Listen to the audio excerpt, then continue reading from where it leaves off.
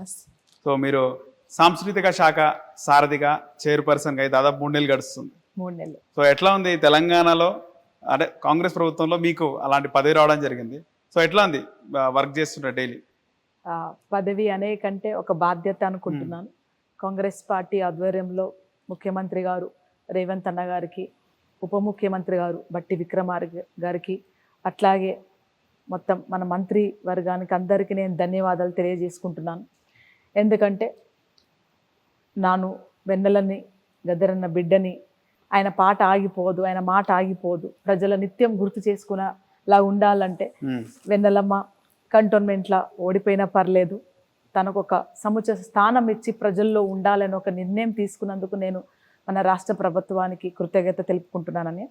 So ఇది నాకు ఏదో పోస్ట్ అని నేను అనుకుంటలేను, ఇది నా బాధ్యత అనుకుంటున్నాను. నాకు ఒక బాధ్యత అప్పచెప్పారు, ఆ బాధ్యతని ఏ విధంగా నేను నిజాయితీగా చేయగలుగుతానో అనే ఉద్దేశంలోనే పనిచేసుకుంటూ వెళ్తున్నాను.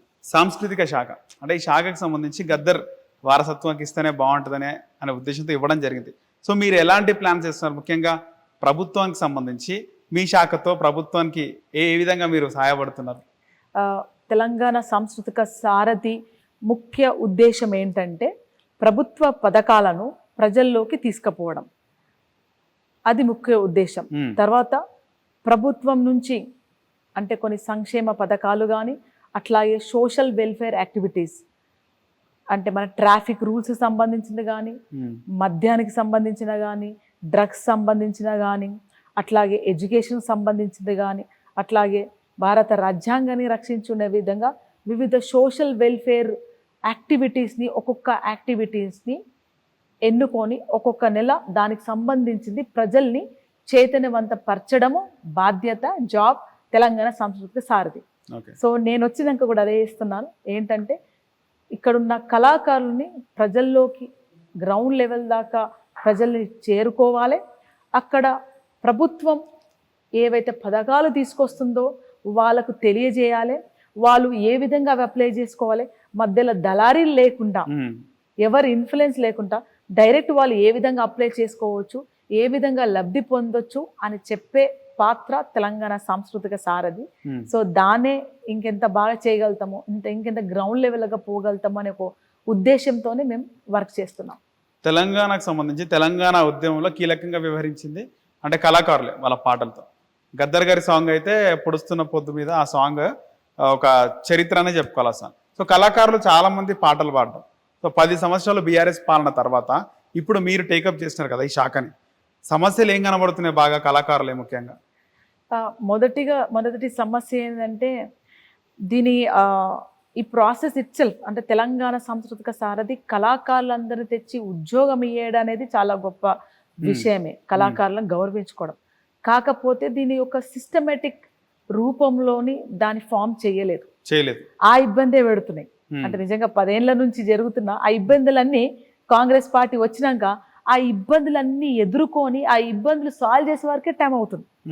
సో ఈ తెలంగాణ సాంస్కృతిక సారథిని ఏ విధంగా మనము ఒక సిస్టమేటిక్ ప్రొసీజర్ ప్రకారం, లీగల్ ప్రొసీజర్ ప్రకారము ఎట్లా దీన్ని రిక్రూట్మెంట్ ప్రాసెస్లోకి తీసుకోవాలనే భాగంలోని చర్చ నడుస్తుంది. ఎందుకంటే కాంగ్రెస్ పార్టీ ఆల్రెడీ అనౌన్స్ చేసింది, మనం బయట ఉన్న కళాకారులు కూడా ఇంకొంతమంది కళాకారులు కూడా మనం రిక్రూట్ చేసే అవకాశం ఉంది. కాబట్టి సో ఇప్పుడు దీని ఎట్లా ఒక పద్ధతి, ఒక లీగల్ ప్రొసీజర్ స్ట్రీమ్ లైన్ చేసుకొని పోవచ్చో, అట్లాగే రానున్న టైంలో ఇంకొక సెట్ ఆఫ్ కళాకారులని ఎలా మనం రిక్రూట్ చేసి ప్రజల్లోకి మన తెలంగాణ సంస్కృతిని, మన తెలంగాణ జీవాన్ని ఎలా తీసుకుపోవచ్చో అనే ఒక చిన్న అనాలిసిస్ జరుగుతుంది అన్న. సో ఆ పనిలోనే ఉన్నాం. ఓకే, 6 గ్యారంటీలకు సంబంధించి మీరు చెప్పినట్టుగా మీ పని వచ్చేసి ముఖ్యంగా సంక్షేమ పథకాలు, ప్రభుత్వ పథకాలన్నీ కూడా ప్రజల్లోకి తీసుకెళ్లాలని. 6 గ్యారంటీల్లో అంటే 3 మొన్న రీసెంట్గా ఇందిరమ్మ ఇళ్ళకి సంబంధించి రెండవ దఫా ఇళ్ల నిర్మాణం కూడా ప్రారంభమైంది. ఈ 6 గ్యారంటీల్లో ప్రజలకి వెళ్తున్నప్పటికీ కూడా ప్రతిపక్షాలు కొంతమంది, ఒక వర్గం ప్రజలు 6 గ్యారంటీలు అసలు అమలు చేస్తలేరు, రేవంత్ రెడ్డి చెప్పిన పథకాలు ఏం అమలు అవ్వట్లేదు అని మాట్లాడుతున్నారు. దీనిపైన ఏం చెప్తారు? 6 కాదన్న 160 పనులు జరిగినాయి. ఇంత పెద్ద లిస్ట్ ఉంది. ఓకే, అంటే ఇంకా స్పైరల్ బ్యాండ్స్ అది తీయలేదు. 160 గ్యారంటీలు అంటారు. 160 చెప్పిన మాటలన్నీ అంటే మేనిఫెస్టోలోనే కాకుండా వచ్చిన తర్వాత ప్రభుత్వము ఏదైతే ఇంపార్టెంట్ అన్నదన్నీ ఇమీడియట్గా చేసే, అంటే మొన్న చూస్తే 25,35,000 రైతులకు 20 కోట్ల పైన రుణమాఫీ జరగడం జరిగింది. 25 లక్షల రైతులకు రుణమాఫీ అవ్వడం జరిగింది. అట్లాగే చూసుకుంటూ పోతే మనకి ఇప్పటి వారికి మీరు అన్నట్టు 6 గ్యారంటీలో మ్యాక్సిమం అన్నీ అయినాయి. వస్తూనే గడీలు పగలగొట్టి, ఫస్ట్ ఆఫ్ ఆల్ గత 10 ఏళ్ళగా అంటే మనము ప్రజలు చాలా ఎంతో కష్టపడి త్యాగం చేసి తెచ్చుకున్న తెలంగాణ మళ్ళా గడిల పాలైపోయింది. దానికి గమనించాలి. తెలంగాణ 10 ఏళ్ళగా ఎవరు అసెంబ్లీ దాకా పోలేదు, సెక్రటేరియట్ అంటే ఎవరికి తెలియదు, చదువుకున్న వాళ్ళే మేము పోలే. కానీ ఈరోజు చూస్తే ప్రతి ఒక్కరు సామాన్య ప్రజలు, మీరు 1 ఇయర్ చూస్తే గత ఫస్ట్ 3 మంత్స్ అసలు కిటకిటలాడిపోయింది సెక్రటేరియట్. అట్లాగే ప్రజాభవన్ కూడా, అవునా? సో ఏంటంటే ఫస్ట్ గడీలను గూలగొట్టి స్త్రీలకందరికీ ఉచిత బస్సు సౌకర్యం కల్పించి, ఆ ఉచిత బస్సు సౌకర్యం కల్పించినప్పుడైతే ఇప్పటి వారికి సంవత్సరం లోపట ఎంతమంది బెనిఫిట్ అయినారంటే almost all 36 lakhs women bus journey చేస్తారు ఆల్ ఓవర్ తెలంగాణ. 36 లక్షల మహిళలు ప్రతిరోజు. ఓన్లీ బస్సే ఫ్రీ ఇవ్వలేదు. మీరు మొన్న చూసుకుంటే మహిళా దినోత్సవం చూసుకుంటే 151 బస్సులకు రేవంత్ గారు జెండా ఊపి, ఆ బస్సులకు మహిళా సంఘాల బస్సులకు ఓనర్షిప్ కలిగించి బస్సులకు ఓనర్ చేసి వాళ్ళకి అప్పచెప్పారు. అది చూస్తాం. ఇంకా మహిళా సంఘాలు చూసుకుంటే గత సంవత్సరంగా 121 క్యాంటీన్లు శాంక్షన్ అయితే దాంట్లో 71 క్యాంటీన్స్ ఆల్రెడీ ఇనాగరల్ అయిపోయి వివిధ గవర్నమెంట్ శాఖలో పనిచేస్తుంది. ఇంకా చూస్తే auto training, cab training, bus training కూడా గత 1 year ఇవ్వడం జరిగింది. లెదర్ చాలా ఇంపోర్ట్ అవుతుంది కాబట్టి లెదర్ సంబంధించిన కూడా ఉమెన్కి ట్రైనింగ్ ఇవ్వడం జరిగింది. అట్లాగే చూస్తే 30 రూపాయలు ఇచ్చే డ్రెస్కి ఆపేయడం చెప్తే ఉమెన్ సెల్ఫ్ హెల్ప్ గ్రూప్ ఉమెన్స్కి గవర్నమెంట్ స్కూల్ సంబంధించిన డ్రెస్సులన్నీ కుట్టే ఆర్డర్ మళ్ళా వచ్చింది. ఇంకా ముందు చూస్తే వడ్డీ లేని రుణాలు ఆపేశారు. 0% వడ్డీ లేకుండా రుణం ఇవ్వడానికి స్టార్ట్ అయింది.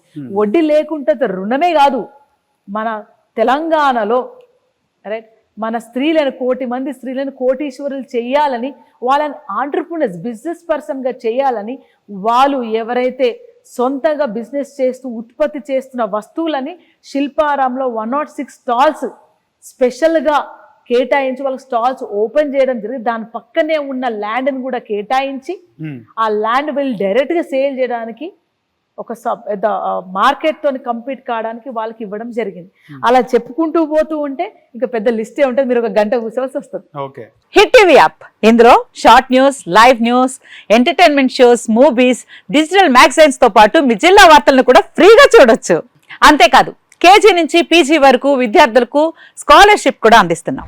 ప్రతి వారం 10 మందికి లక్కీ డ్రా ద్వారా ఒక్కొక్కరికి 10,000 రూపాయలు అందిస్తున్నాం. ఇంకెందుకు ఆలస్యం, వెంటనే హిట్ టీవీ యాప్ ని డౌన్లోడ్ చేసుకుని ఫ్రీగా ఎంటర్టైన్మెంట్ పొందండి. Hit TV app. Hit TV app. Please download hit TV app. Hit TV app ని ఫ్రీగా డౌన్లోడ్ చేసుకుని ఎంజాయ్ చేయండి. మీకు నచ్చిన ఎంటర్టైన్మెంట్ కోసం హిట్ టీవీ యాప్ ని ఫ్రీగా డౌన్లోడ్ చేసుకుని ఎంజాయ్ చేయండి. హిట్ టీవీ యాప్ ని డౌన్లోడ్ చేసుకుని ఆస్వాదించండి, ఆశీర్వదించండి. ఇంతమంది సెలబ్రిటీలు హిట్ టీవీ యాప్ ని డౌన్లోడ్ చేసుకోండి అని చెప్తున్నారంటే ఎంత మంచి యాప్ ఆలోచించండి. అమెరికా అమెరికా అమెరికా అమెరికాలో చదవాలనుకునే వాళ్ళకి విశ్వసనీయమైన పేరు మన శౌర్య కన్సల్టెన్సీ.